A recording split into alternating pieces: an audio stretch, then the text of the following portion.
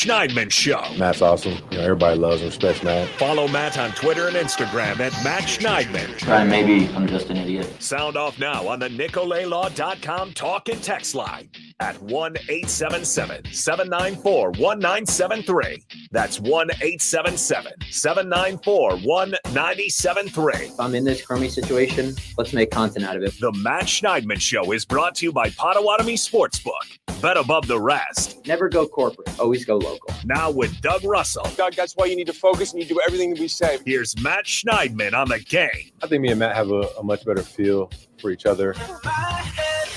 It certainly sounds like Doug Russell changed the intro to this on his way show. On his way out. What the heck was that? I did say, I forget when that was, when I said, Brian, maybe I'm just an idiot. But it had to have been during a Brian Gutekunst press conference. It wasn't yesterday. So Doug really had to dig deep in the archives. As you can tell, it's not Doug. It's Hunter Baumgardt. Doug did that, threw me under the bus, and ran out. AKA went on vacation because it's the bye week. Yep. Off he went. Hunter ran away after that. He scurried. This is the Matt Schneidman Show, Wednesday, November 6th. Packers bye week. And, the challenge of putting together a 48-minute radio show during the bye week is there's nothing to talk about, because normally on Wednesdays we talk about what happened at practice on a Wednesday, what they said in the locker room, the injury report, the first one of the week, maybe get into a little opponent preview. There's none of that this week. So I texted Hunter earlier today. I said, let's do some midseason superlatives. The Packers are exactly halfway through their season, not games-wise. They've played 9 games. They have 8 left, but 18 weeks in the season. We're 9 weeks in. So we are going to name, I really just spent 9 hours of research doing this today. Me too. We're going to do, and before I say this, any of these categories I'm about to name, we'd love to hear from the listeners as well. 1-877-794-1973, the NicoletLaw.com talk and text line. Whether you want to text in, call in with your thoughts on our picks or your own picks, you're more than welcome. The categories: MVP, pretty self-explanatory. LVP, least valuable player. Kind of goes in line with biggest disappointment. Biggest surprise. That can be a good surprise or a bad surprise. X Factor, a guy that, is maybe under the radar a little bit, that has played a big role on this team, but maybe not a starring role. Best play, self-explanatory. Worst play, also self-explanatory. Underrated play, maybe, a key play in a game that won't be the top of the highlight reel, but it was a key play. And I actually cheated on that one. I picked a couple plays, but they're from the same player on the same drive. So final record for this season. Packers are 6-3 right now. What will their final record be? I'll even give you my game-by-game win-loss predictions for the rest of the season. Second half X Factor. If the Packers are going to go on a run like they did last year, what needs to happen? And that's not, Jordan Love needs to throw 100 touchdowns. Josh Jacobs needs to run for 100 yards a game. Like something maybe under the surface that needs to be, a complementary role to the Packers going on a run. And then lastly, the 10th category, playoff finish. How does the Packers season end?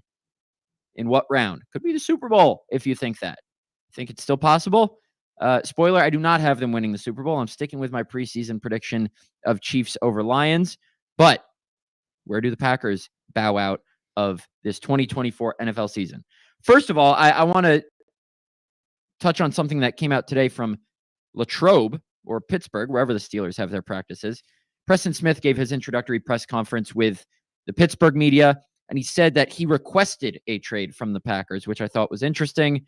Said that after the Packers switched from a 3-4 to a 4-3, he wanted to go to a system that fit his skill set better. That's from Mike DeFabo, who covers the Steelers for us at The Athletic.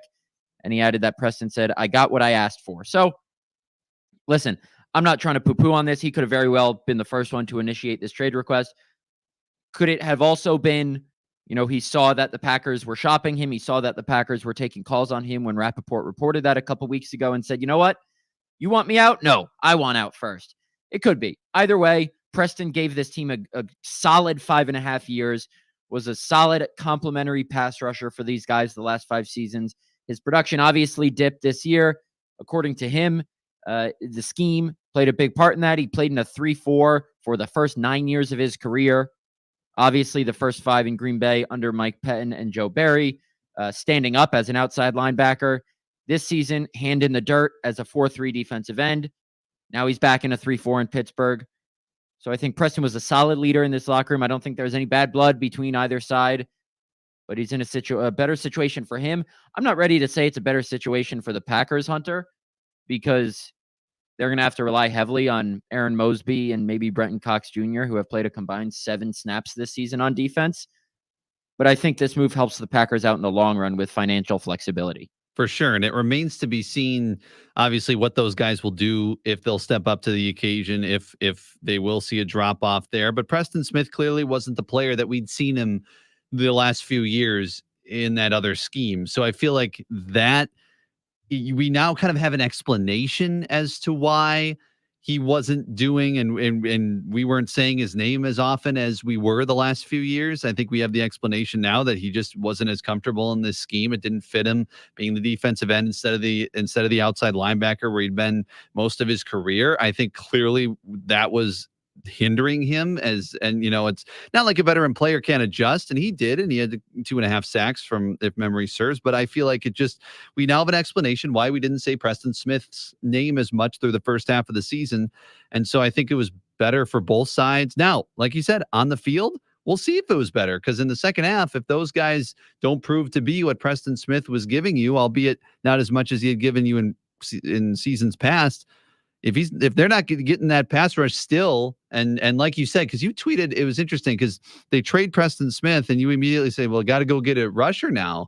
And which is true. Like that was kind of like, okay, well, we thought already that there was a need for a pass rusher, and now you traded away one of them, but now you're really relying on those two guys. And do they have talent? Yeah, but you're really relying on them for a team that has Super Bowl aspirations. Yeah, and Brian Gutekunst, when he spoke with us yesterday, said that some of Preston's snaps are going to go to the other 3 guys, meaning Rashawn Gary, Kingsley Enagbare, sure, and Lucas Van Ness. I say Enigbare's last name different every time. I've looked at the pronunciation guide 100 times. I've heard players and coaches pronounce it differently every single time.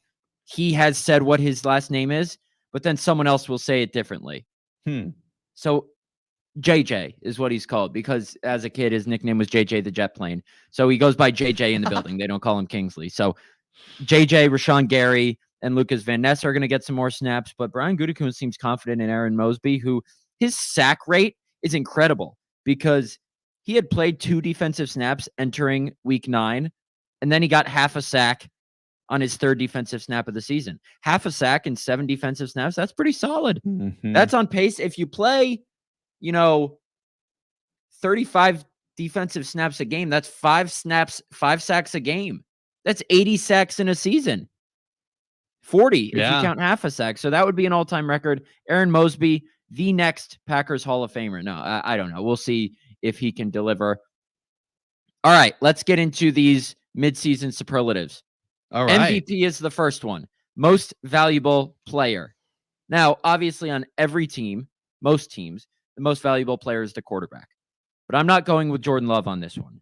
I think the player who has been most valuable to the Packers, not necessarily just on the field, while he's been that, culture on his side of the ball, developing young guys under him, changing how this Packers defense plays and what their identity is. Xavier McKinney is my most valuable player for the first half of the season. 6 interceptions, tied for the NFL high with Kirby Joseph from the Lions. He would have the sole lead if Jordan Love didn't throw that pick 6 to Kirby Joseph, but he did. Xavier McKinney is a dog, a ball hawk. The 3 games in which Xavier McKinney doesn't have an interception, teams are not testing the Packers deep. Against the Cardinals, Kyler Murray threw 3 passes of at least 15 yards downfield. Against the Texans, CJ Stroud threw 5. Against the Lions, Jared Goff threw 2. Wow. Teams are scared to throw it deep on the Packers because of Xavier McKinney. He's changing how offenses approach them. Are there other ways to beat the Packers than throwing it deep? Absolutely. We saw the Lions do it. Get the other team to throw up all over themselves all game. That's one way. But Xavier McKinney is an eraser on the back end. He's a ball hawk. Ryan Downer, the Packers DB coach, told us a neat story the other day when he talked to us. And he said, while the Packers were on the buses from the Jaguars Stadium to the airport in Jacksonville, oh, down goes my camera, a couple weeks ago. Once a show. Nope, twice. This is a problem. He said that when they were on the buses on the way back from the Jaguars Stadium to the airport a couple weeks ago in Jacksonville, Ryan Downer, the DB coach, and McKinney were on different buses. But he got a text from Xavier McKinney basically being like, all right, let's get started on the Lions. He was asking Downer, because Downer has been on the Packers defensive staff since 2018. He's faced the Lions a bunch of times. He's faced this, version of the Lions a bunch of times. So McKinney was picking his brain on what he knows about the Lions, his familiarity. And Ryan Downer said he was encouraging, more like urging, Ryan Downer to send him tape on the Lions. So he's committed to his craft. He's a dog in the film room, on the field, off the field. Xavier McKinney, my MVP for the Packers in the first half. Certified dog. Absolutely. Certified dog. DAWG. Yeah, DAWG. That's a great argument. And he's up there. I went with a quarterback, but not Jordan Love. I went Malik Willis. Most valuable player? Yes, because Let me hear your rationale for that one. I do not know if you're 6-3 if you do not have Malik Willis as your backup quarterback. You could be 5-4. You could be 4-5 right now, which you're looking at in a competitive NFC. Right now, there's a 7 seed and they're 6-3. You consider where they'd be and all the teams that would be ahead of them. I think Malik Willis stepping up when Jordan Love went down, those 2 wins, huge. And then obviously you could say 2.5 wins. And I'm not saying it's just because Malik Willis. Obviously, Coach LaFleur had a lot to do with that as well. The rest of the team too. But I'm going Malik Willis with the most valuable player because I don't know if, obviously they'd still be in the thick of it-ish, right? 4-5, 5-4. You're still in it for sure. It's only halfway through the season. But you'd much rather be 6-3 at this time and at this juncture. So I knew it'd be a little surprising, but we're going to go Malik Willis as our MVP. I have him mentioned in another superlative later on. So sure, he could be up for a lot of segment. This show will not go without a Malik Willis mention from me. Okay, least valuable player before we get to our first break. I'm going Rashawn Gary. Biggest disappointment. Look, I understand he gets chipped and thumped and double teamed, but you got to produce regardless. Now, is that a little bit on the coaching staff for not scheming up ways for him to get one-on-ones? A little bit. But Rashawn Gary has not been good enough this season. 92nd in pressure percentage among guys with at least 100 pass rush snaps, according to True Media. 2.5 sacks, 3 tackles for loss, no forced fumbles. Rashawn Gary's got to be better. And Brian Gutekunst said yesterday that all 3 of those guys, Gary, JJ, Van Ness, all have to be better. I don't think that was Gutekunst saying they haven't been good enough. I just think he's saying, we need others to step up in the absence of Preston. But Rashawn Gary, make no 2 ways about it. I don't think that's how that saying goes. Needs to be better. I think that is. No 2 ways about it. No 2 bones about it. Something like 2 that. 2 bones, 2 ways. Rashawn Gary. I don't know. Rashawn Gary is the 8th highest paid edge rusher in the NFL on average annual salary at $24 million per year. The guys ahead of him, Nick Bosa, Josh Hines Allen, Brian Burns, TJ Watt, Myles Garrett, Montez Sweat, Danielle Hunter. Look, Trey Hendrickson from the Bengals, $21 million a year.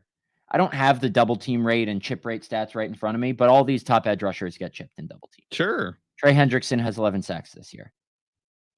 Rashawn Gary is 2.5. Now, would it help if the Packers had another really good edge rusher on the other side to take some of those double teams away and take some of that attention away? Sure. Packers don't have that. Rashawn Gary's got to be better. Yeah, I agree with you. I'm going Eric Stokes on this one. Okay.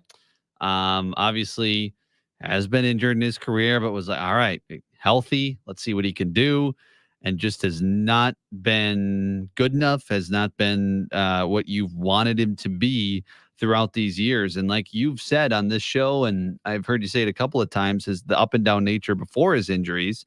Obviously really good sometimes, not so good others, and it's been not so good this year.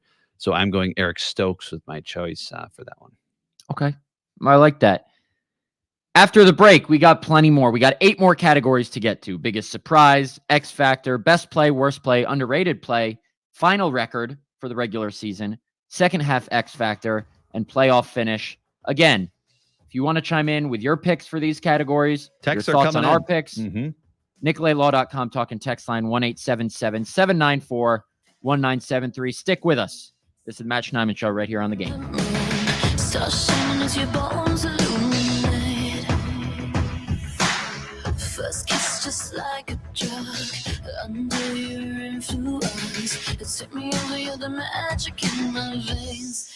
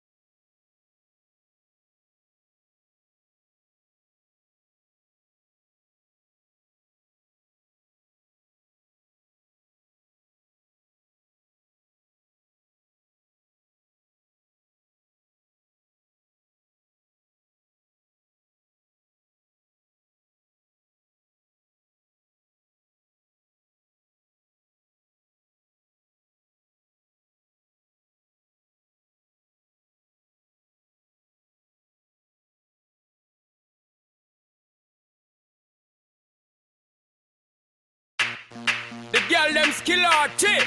Thunderball. Some give it to, some give it to, some give it to our girls. 5 million and 40 naughty shorty. Now through November 10th, buy 2 polo shirts. An Iron Jock will include a performance short sleeve t-shirt for free when you use the promo code POLO. That's a $39.99 performance tee for free.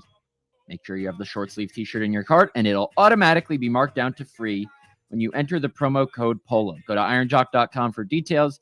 That's ironjoc.com. Now, yesterday on the show, I wore some Iron Jock. It's Iron Jock season now. Silver ion technology. It's a nice workout material. It's getting a little chilly out. Today, I'm not wearing Iron Jock. I am wearing a Ireland women's soccer football national team jersey because I have my opening game for my co-ed soccer league Oh, it's in back. Green Bay tonight. It's back. I wasn't able to go last Wednesday because I was watching Game 5 of the World Series. Good use of my time there. Yes. Tonight, 7:30 in De Pere. So I will be going there right after my show. My team wears purple. We have jerseys, but I'm wearing this to try and bring out some of the soccer skills with my high school. The best teams in the state of Connecticut, no big deal. Started on that team. Wasn't one of the best starters, but that's neither here nor there. This jersey belongs to Courtney Brosnan. Who's Courtney Brosnan, you might ask? A great friend of mine from college. She was the goalkeeper for the Syracuse women's soccer team when I was in college. She is now the starting goalkeeper for the Irish women's national team. Really? Yes. Wow. Plays for Everton in it's not called the Women's Premier League. I think it's called the Super League. I know it's the English Premier League for the men, but this is a game-worn jersey from her that she sent to me. She signed it? No, but it says Brosnan on the back, and it's from their game against Italy on February 23rd, 2024. Wow. So shout out Courtney. Hopefully, I don't play goalie in these leagues. It's Right. 7-on-7 indoor. Hopefully, this brings me some good luck. So, Well, we're all rooting for you and hope you guys can bring home the championship this season. Thank you. I appreciate that. We probably won't, but I appreciate that. All right, let's get to some of the texts on the Talkin' Text line, the NicoletLaw.com Talkin' Text line, 1-877-794-1973. As we go through our Packers midseason superlatives, we have some input on the Talkin' Text line, Hunter. Yes, Jason in West Bend saying, surprisingly, I have what you talking about Willis for a bunch of these categories. Without him, we may be out of it already. So he agrees with Hunter Baumgardt. He does. Hunter Baumgardt in the first segment. So in the first segment, we did MVP and LVP. LVP, yes. Obviously, meaning least valuable player. I said Xavier McKinney MVP, Rashawn Gary LVP. You said Malik Willis MVP, Eric Stokes LVP. What else we got on the text line? UPS John agrees exactly with you. Most valuable player, Xavier McKinney. Least valuable player, Rashawn Gary. So exactly on your wavelength. Chris in the Bend says, I'm with Hunter. I think we're 4-5 with Clifford or a replacement player like him. So he's also agreeing there. Tyler in Playa del Rey, California.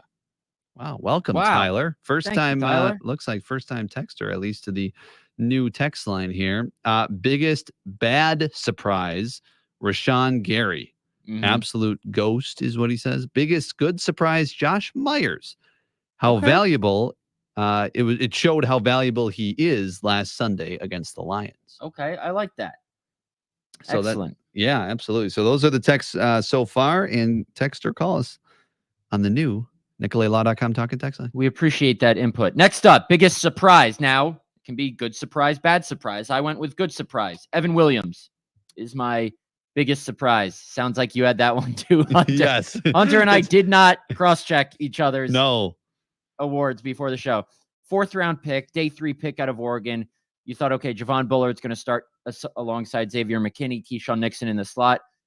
Evan Williams has forced his way into this lineup. He is a starter now. He's a key member of this defense. You have seen kind of the trickle-down effect and the Packers being worse without him the last 2 weeks. Hopefully, for their sake, they get him back after the bye. In camp, he was making plays all over the place, always around the ball. Jair Alexander compared him to Micah Hyde, just a guy who's always around the ball. And we saw it translate to the regular season. He's a sound defender, ball hawk, 1 forced fumble, 1 interception on the Hail Mary against the Chargers. Not the Chargers, the Colts. 1 tackle for loss, 3 PBUs. Most notably, the game-ending one against the Rams. Dane Brugler, our draft guru at The Athletic, put out his all-rookie team with 1 player at each position. So not 2 safeties, 1 safety. Evan Williams was his best rookie safety. It's pretty good. I mean, yeah, they're hurting without him right now. They are. That you could tell. And would a surprise on the bad side be Keyshawn Nixon? I don't know. I feel, or is he in the middle? The perception of Keyshawn Nixon as a defender inside the building is so far from what it is outside the building. Yeah. Jeff Hafley and Brian Gutekunst have just heaped praise on the job Keyshawn has done on the defensive side of the ball. Mm-hmm. So I think the biggest disconnect between, I don't want to say reality and what the fan base thinks, but what the fan base thinks and what the team thinks, I think that biggest disconnect is with Keyshawn Nixon. Okay. I'll change mine quickly. Go biggest good surprise. I'll go Edrin Cooper. Okay. Another defensive rookie who's shown up and shown out since being healthy. So Dane Brugler said his best rookie linebacker, Edrin Cooper. So 2 Packers rookies were on the all-rookie team that Dane put out at The Athletic this morning. Go check that out if you haven't yet. X Factor. Now, I chose Malik Willis. I think Malik Willis fits better into this category just because he's only played in 3 games significantly. I know he, took 2 snaps against the Eagles, but Malik Willis, for all the same reasons you said, is my X Factor. Has really helped keep the Packers season afloat. Has he thrown the ball all over the yard? No. He hasn't thrown more than 20 passes in a game. I don't think he's thrown more than 19 in a game, if you really want to get specific. Obviously, he only threw, I think, 5 against the Jaguars. Didn't throw it too much against the Colts and Titans. But what Malik Willis has done is used his legs, provided an element that Jordan Love can do, but doesn't, and certainly can't, like right now, with his groin probably not being 100%, with his knee not being 100% when he first came back. And even if he was 100%, Malik Willis is a better runner. Malik Willis can throw the ball a little more than we thought he could. Throws a good ball. Yeah. Throws an accurate ball. He's not going to take the shots and put it in harm's way like Jordan Love does. And while that may not pay dividends with some of his, conservative play, it also doesn't put the ball in harm's way like Jordan Love does. So I think Malik Willis has been impressive with his arm, with his feet, and he's just showed an overall solid command of the offense. Stuff that we don't necessarily notice on the surface that Matt LaFleur has lauded. What a trade this was by the Packers. 3-0 in games that Malik Willis has played a big role in. Big reason why they are where they are. Has he been the best player in those games? No. But he's been a huge reason why they've won those 3 games against the Colts, Titans, Jaguars. The revenge of the AFC East. I mean, like you said, Hunter, most props go to Malik Willis. Yeah. But it's also the front office and Goody for identifying that they needed an upgrade at backup quarterback after camp, watching Michael Pratt and Sean Clifford. It goes to the coaching staff, from LaFleur to Tom Clements to Sean Mannion and Connor Lewis, the assistants in the quarterback room, for helping him come along. It goes to his teammates, not only empowering him, but being good around him on the field. So Malik Willis is my X factor. Yeah, I mean, he hasn't lost you games, and it's a backup quarterback. They can a lot of times just do that with interceptions, but he just does not do that. And that passer rating is up there for a reason. I get he hasn't thrown as many passes as many guys in the NFL, but it's way up there for a reason. And just one more thing, before Malik Willis started his first game, what you just said made me think of this. I said he just needed to not be a net negative. Right. He didn't need to be a net positive. He didn't need to put the Packers on his back. Mm-hmm. He just needed to not make backbreaking mistakes to lose them games. He has been a net positive, undoubtedly. 100%. Right, go ahead. Yeah, Peeps in West Bend on the text line says X Factor Brandon McManus. I He's don't think so literally yet. won you 2 games, though. Right, I know that. But one of them was a 45-yard field goal. That's fine. But the other one was like a 28-yarder, a 30-yarder. And he also missed one last week. So true. Is it the difference between 1 win and 1 loss? Sure. But I would like to choose my X factor with a bigger sample size. You're not wrong. He has been a nice addition. And I think overall he'll be better than Braden Arvison. It's hard not to be. Mm-hmm. But I just think we got to see some more of McManus. For my X factor, I'm going Tucker Kraft. It seems for the first time in a long time, the Packers have a solidified tight end, and it's awesome to watch him play. The yards after catch, the ability, just his all around ability, likable guy, just everything is going for him. And so I think you're kind of not a star, but under the radar, but also just impactful. We've seen the touchdowns he's been able to score and everything like that. So Tucker Kraft is my X factor. Yeah, Tucker Kraft right now, 8th among tight ends in receiving yards. In yards per catch, he's 3rd. Yards after the catch per reception, he's 1st. Receiving tight ends receiving touchdowns, among tight ends. He's second behind George Kittle. Brock Bowers has 2 receiving touchdowns. That doesn't seem right because he's on my fantasy team and it seems like he's had more. Anyway, Tucker Kraft, I agree, has been very good. 2 drops, got to clean those up. Now, one of them was costly against the Lions. But I think Tucker Kraft, like you said, ended the 3rd-round curse for Brian Gutekunst, for those of you who believed in it. Yep. Tight end 1 of the future, without a doubt. And one of the best guys to talk to in that locker room. Yeah, great guy. Bowers does have just 2 touchdowns. He just catches a lot of passes. He does 57 receptions. Yeah. But they just aren't touchdowns because he's on Vegas. That's so best play. All right. This my best play. Okay. Now, with best play and worst play, I thought, do you just pick the play where you go, that required the most talent or that was the biggest disaster? Or do you pick a play that maybe wasn't the best talent, but played a huge role in a game? Or the worst play, maybe it wasn't like, oh my God, what is that guy doing? But maybe it just came at a really bad time in a game. I think that is open to interpretation. You can take it however you want. Best play for me, Edgerrin Cooper's pass breakup against the Jaguars, where he bluffs the blitz, retreats 39 yards downfield in coverage against Christian Kirk, and comes up with a pass breakup on 3rd and 11 with the Packers leading 20-17. And that pass, if completed, and it wasn't just a pass breakup, Christian Kirk had it in his grasp. And, Christian Kirk is out for the season. Believe he broke his collarbone on that play. Never want to see that. But on that play, the Jaguars No, okay. I pulled up my story from that play just to get the scenario correctly. So Packers were in Tampa 2. It was 3rd and 11 for the Jaguars on their own 29. Cooper dropped back 39 yards downfield. I think the Packers might have been up 27-17, if I'm not mistaken. That sounds right. Yeah, 27-17. Because Edgerrin Cooper's forced fumble, they scored the Tucker Kraft touchdown 2 plays later to go up 27-17. So bottom line, Cooper's pass breakup still important because the Jaguars were driving. They would have cut it to 1 score. They did not. And the Packers won that game. Granted, the Jaguars still came back. But I thought that play, just for the time at which it occurred, the scenario in which it occurred, the skill it took from a rookie linebacker to do that, my best play. I like that.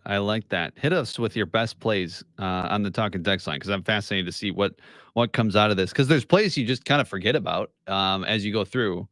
New Talking Text line number again. If you took last week off, 1-877-794-1973. Yes. So this is one that I know the coaches didn't necessarily think it was the best play. Oh, I know what you're about to say. But I know that fans were oohing and eyeing. Did it happen in the Rams game? It happened in the Rams game, early in the Rams game. Jordan Love to Jaden Reed. The process bomb over results, Hunter. Yes. Hey, I'm all about flashy offensive plays that make me jump up and down and smile from ear to ear. So I am going to go with Love's deep pass to Reed early in the game against the Rams that somehow threaded some needle.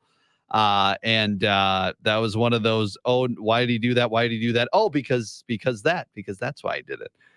So I'm going with that deep pass as my best play of the season so far. Okay.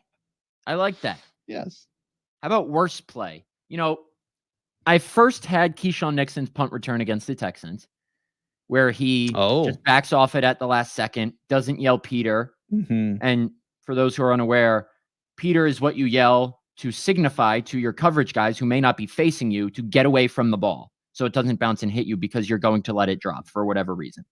Keyshawn Nixon lost the ball. He said not in the sun after the game. He said he just looked down, looked back up, didn't know where it was. So backed off, didn't yell Peter, hit Corey Ballantyne.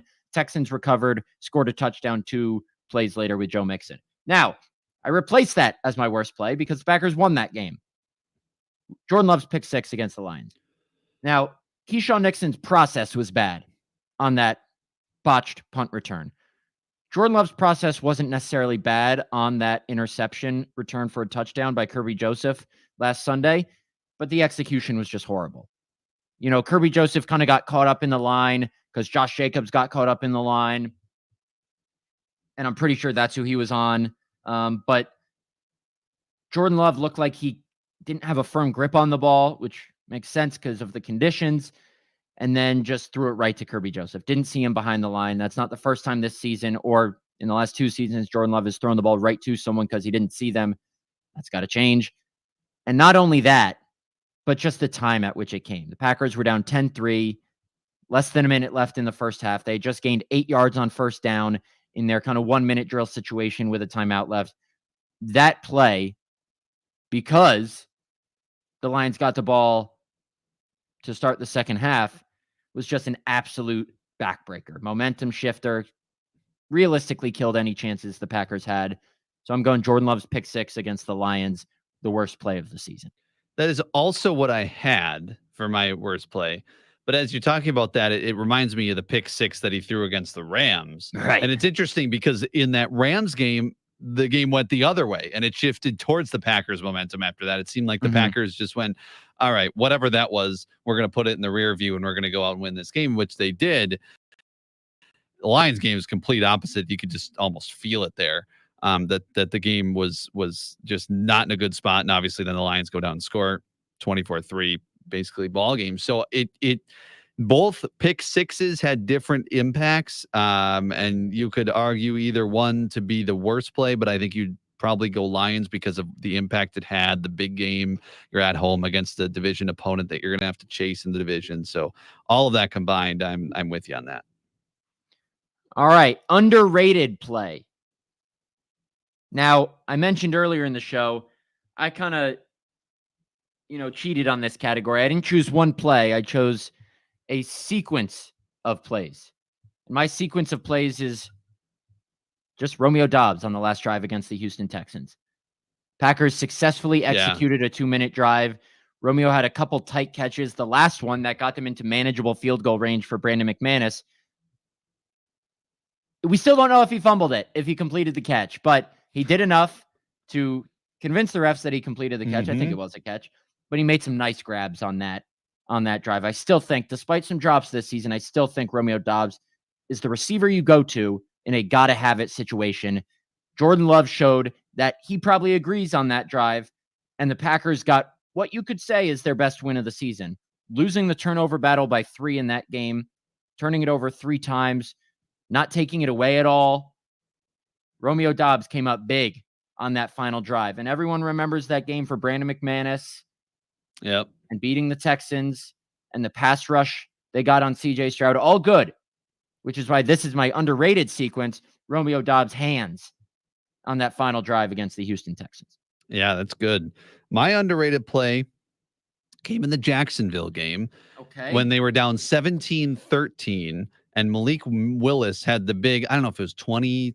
It was exactly 20. Was a 20-yard run. And then the next play, Jacobs runs 38 for a touchdown. I feel like Malik's like, I just came in and I don't care what's going on. I'm going to do what I do. And he showed off the legs and got 20 yards. And then Josh Jacobs is in the end zone the very next play and they take the lead and that kind of changed the game there. So the Malik Willis run before the Jacobs touchdown would be my underrated play. I like that. That's a good pick. Also, Jeff in a truck texts in his best play, the Malik Willis pass to Reed to get into field goal range in that. Yeah, I thought about game. That one too. Mm-hmm. That was a good one. The reason I didn't pick that one, while super important, there's no right or wrong. I mean, there's a wrong answer, but and I guess there is a right answer, but you can pick a couple for each of these. It's pick or choose. Oh, for sure. That one is definitely one of the best plays of the season. Not necessarily because of the level of difficulty. Jaden Reed was wide open, but the design behind it, the execution of it. I mean, Jaden Reed just doesn't get wide open. You got to sell the block, sell the run to fool the defense. You got to run the right route. You got to put the ball on him. The quarterback who's not really known for throwing deep, not known for throwing deep at all. Yeah. That's easy to short arm when you see a guy wide open, but putting it right on him in stride is what allowed him to get so many yards after the catch to get I think 27 yards after the catch to get the Packers into field goal range. I like that one. That was a huge play this season for sure. For sure. Les in Hale's Corners says his bad surprise of the season, Rasheed Walker and the penalties. he hasn't really had those since the first couple games of the season. I'd have to go back and look. Maybe but just he's- overall penalties. So Yeah, Rasheed Walker won, I and then see. penalties. as a Rasheed whole. Walker had like 4 holding penalties through the first 4 Yeah. games, which was the most in the league, but he's really cleaned it up since then. So Yeah. we'll see if he can continue that the second half of the season. We got more? Jeff in a truck says again, he agrees with you on the worst play of the season being the pick 6 so far, and that's what we got so far. All right, one more break. After the break, final record prediction, second half X factor, playoff finish. Again, you got thoughts? You got your own superlatives? We'd love to hear them. We're enjoying the ones that you guys are sending in so far. NicoletLaw.com talking text line 1-877-794-1973. Stick with us right here. It's the Matt Schneidman Show on the game.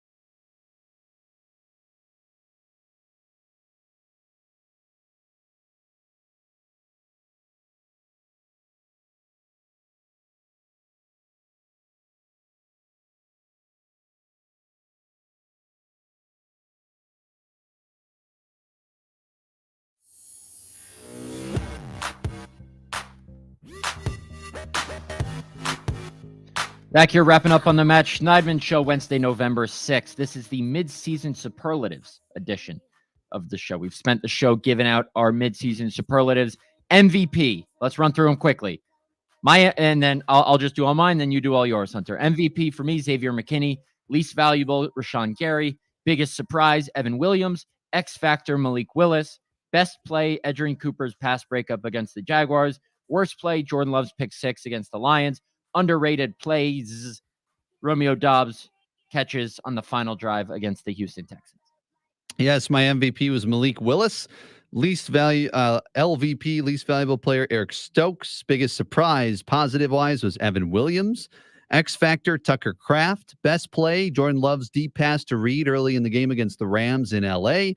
Worst play was the pick 6 he threw in LA against the Rams, or the pick 6 against the Lions. And then the underrated play, Malik Willis's run before Josh Jacobs scored on the next play on a 38-yard touchdown run against Jacksonville to give them the lead.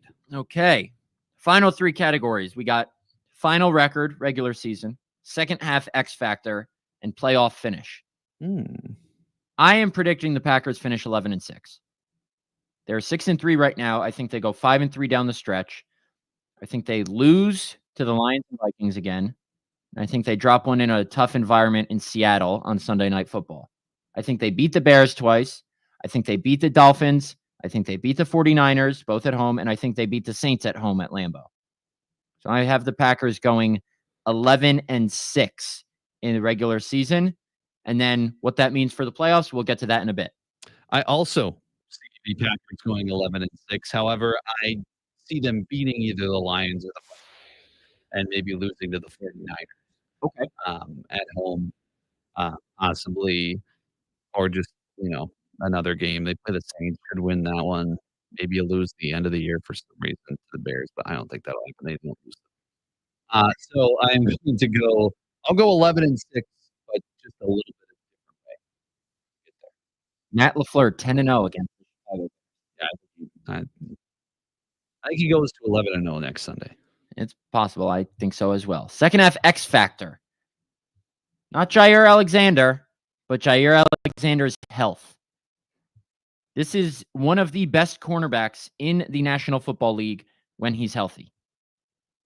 He's already missed 3 games this season. This has become an all too common occurrence for number 23 the last couple of years. In the last 4 seasons, Jair has missed, let me count it up here, 13, 23, 26 games the last 4 seasons. Actually, 27. One of those was a suspension. So Jair Alexander has missed 27 games the last 4 seasons, 26 due to injury, 1 due to suspension last season. In the last 2 seasons, he's played at least 15 games, which he already can't in because he's missed 3. Alexander has made the All-Pro second team. In the last 2 seasons, he's played at least 15 games. If he is healthy, he is a top 3 cornerback in the NFL. Top 4, if you want to, count 2 guys on each All-Pro team. They are a much better secondary with him on the field. Jair Alexander's health, my second half X Factor, and he should be back after the bye. Wild, because I put the exact same thing. No way. Yeah. Really? I put Love's health first and then crossed it off and put Jair's health. Wow. Yeah. So I'll go Love's health because he's not at 100% right now. And you hope that after the bye week, he can get closer to that.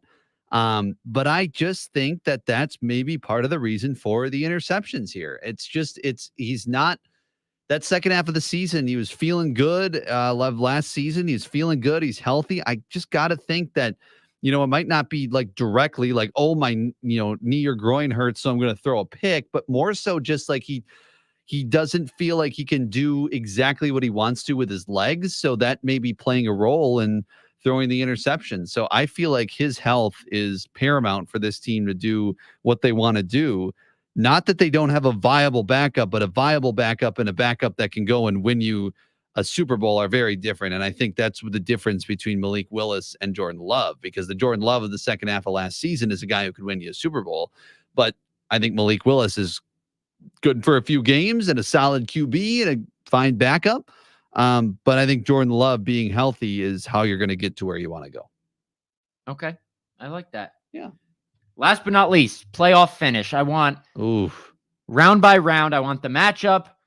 I am saying the sixth seeded Packers travel to Atlanta in the wild card round and beat the Atlanta Falcons. Huh. I'm going to give you my entire NFC playoff seeds. 1, Detroit Lions. 2, Washington Commanders. 3, Atlanta Falcons. 4, San Francisco 49ers.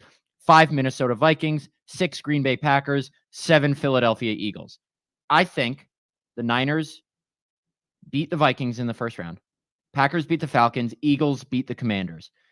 So the Packers would go to, guess where? Santa Clara in the divisional round. Eagles would go to Detroit. I think the Packers avenge their playoff horrors against the 49ers and beat the 49ers in Santa Clara. And I think the Lions beat the Eagles. Before the season, I predicted the Packers would lose in the NFC Championship to the Detroit Lions. So I have to stick with that prediction. It's tough to beat a team 3 times, and I could very well be wrong. But I think the Lions beat the Packers in the NFC Championship, and then the Chiefs beat the Lions in the Super Bowl. That was my prediction before the season started. I got to stick with it right now because who would I be if I wavered? Yeah, who would you be? Atlanta's 6-3. Wow.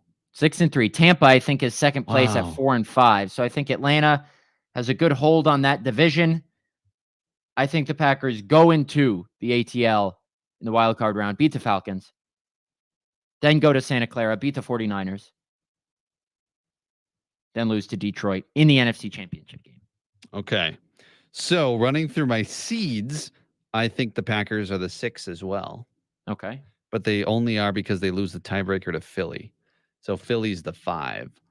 I'm going Detroit 1, Washington 2, San Francisco 3, Atlanta 4, Philly 5, Green Bay 6, Minnesota 7. So Green Bay would face San Francisco in the first round. As per usual, it feels like. They always meet. And they get the win. and they get the win. So Green Bay goes to San Francisco. I also think they avenge that loss. Green Bay wins that. Washington wins their game. So Green Bay would go to Detroit in the second round. And they would win that. Oh, whoa. And then they go to the NFC title game. And because every time they've been to the NFC title game in my life, other than the Super Bowl year, they've lost in it. Packers fall in the NFC title game. To who? So on the other side of the bracket, Atlanta would play Philly. I think Philly would win. So it's Philly or Washington. I think they're going to play Philly again. The Brazil rematch in Philly, and Philly goes to the Super Bowl. Okay. It's just you kind of just did that one on the fly. 100%. I 100% did not know we were doing I full could see you seed. writing it down on a piece of paper over there. Yes, but that's it. Might be a hot take, but we did a hot takes all afternoon long on Drew and KB, and we continued it there on the Match Schneidman show. Okay, so those are our mid-season superlatives. What we got coming up next? No show tomorrow. No football feast. No football feast because it's a bye week. So it's a bye week on the football feast. And it's the Wisconsin Badgers tomorrow night. Exactly. They host Montana State. They're trying to go 2-0. The Badgers are. So that's a 7:00 tip, 6:00 pregame. So tomorrow there will be no Match Schneidman show, but me and you will be back on Friday. We will be back on Friday getting you ready for Packers Bears, the first edition of Packers Bears in week 11. I'd have to look. When's the last time the first matchup between these two teams was? Week 11. It does not. Yeah, it doesn't feel like that's off. It'll be week 11 and week 18. You have Detroit 2019 and 2023. It was week 1. So the Packers go to Chicago. Can they get to 11-0 under Matt LaFleur against the Bears? We will see. You'll be back with me on Friday, Hunter, correct? I will. Well, Doug is still in Yosemite. And then we got the next episode of the Matt Schneidman show. The Matt LaFleur podcast coming next Tuesday. We're recording with LaFleur on Monday. So stay tuned for that next week. For Hunter, I'm Matt. We appreciate everyone for listening, playing along, texting in. We'll see you Friday.